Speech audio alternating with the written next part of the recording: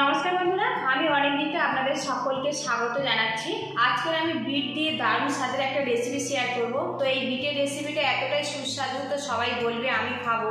তো বন্ধুরা, আমি কিভাবে বানাচ্ছি পুরো ভিডিওটি দেখার অনুরোধ রইল। তো ইউনিক স্বাদের বিটের রেসিপির জন্য এখানে দুটো বিট নিয়েছি, আর এই বিটের খোসাটা আমি ভালো করে ছাড়িয়ে নেব। এইভাবে একটা বিট ছাড়িয়ে নিয়েছি, বাকি বিটটাও এইভাবে ছাড়িয়ে নেব। দুটো বিট ছাড়িয়ে নিয়েছি, আর এখানে একটু পাতলা পাতলা স্লাইস করে কেটে নেব। এটা রান্নার সুবিধার্থে, আপনারা কিন্তু বিভিন্নভাবে শেপ দিয়ে কেটে নিতে পারেন রান্নার সুবিধার্থে।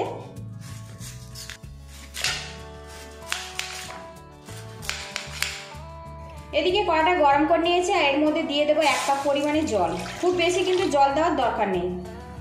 এবার এই জলের মধ্যে বিটগুলো দিয়ে দেব। বিটগুলো জলের মধ্যে দিয়েছি, এবার বিটগুলো আমি সিদ্ধ করে নেব।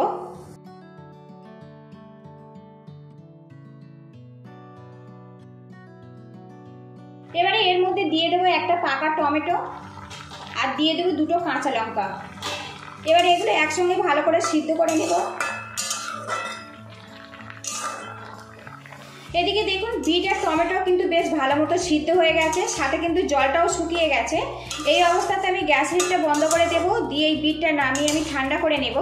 আর এখন দেখুন, বিটটা কিন্তু খুব সুন্দরভাবে সিদ্ধ হয়ে গেছে। এইভাবে সিদ্ধ করে রেডি করে নিতে হবে। দেখুন, এখানে বিটগুলো কিন্তু বেশ ঠান্ডা হয়ে গেছে, আর এখানে মিক্সিং জার নিয়েছি, জারের মধ্যে বিটগুলো আমি নিয়ে নেব। এখানে যে টমেটোটা আমি সিদ্ধ করে নিয়েছিলাম, এর গায়ের খোসাটা আমি বাদ দিয়ে দেব। আপনারা চাইলে কিন্তু খোসাটা রেখেও দিতে পারেন। এবারে এর মধ্যে টমেটোটা দিয়ে দেব। এবারে এর মধ্যে দিয়ে দেব কয়েকটা রসুন। এবার একটা মিহি করে পেস্ট বানিয়ে নেব।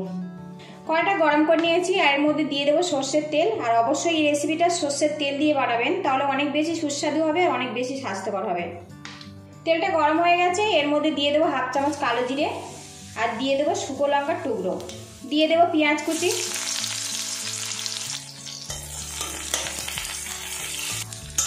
এদিকে দেখুন, পেঁয়াজটা আমি লাল লাল করে ভেজে নিয়েছি। এবারে এর মধ্যে দিয়ে দেবো বিট বাটা। এবার এই বিট বাটাটা দিয়ে উল্টে পাল্টে একটু ভাজা ভাজা করে নেব। আর বন্ধুরা, এই রেসিপিটা হচ্ছে সেই বিখ্যাত বিট ভর্তা। ভালো করে একটু নাড়াচাড়া করে একটু ভাজা ভাজা করে নেব।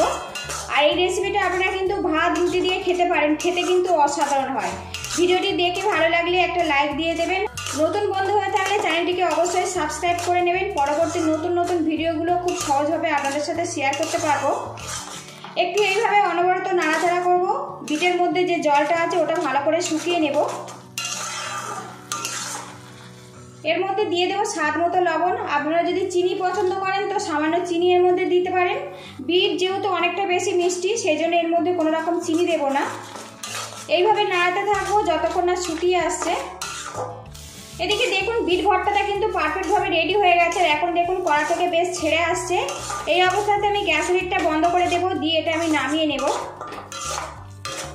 অনেকে বিট খেতে একটুও পছন্দ করেন না, তারা এইভাবে ভর্তা বানিয়ে খাবেন ভাত রুটি দিয়ে, খেতে কিন্তু অসাধারণ হবে। কেমন হয়েছে কমেন্ট বক্সে অবশ্যই লিখে জানাবেন। ভালো থাকবেন, সুস্থ থাকবেন, এই কামনা করে আজকের আমি বিদায় নিচ্ছি।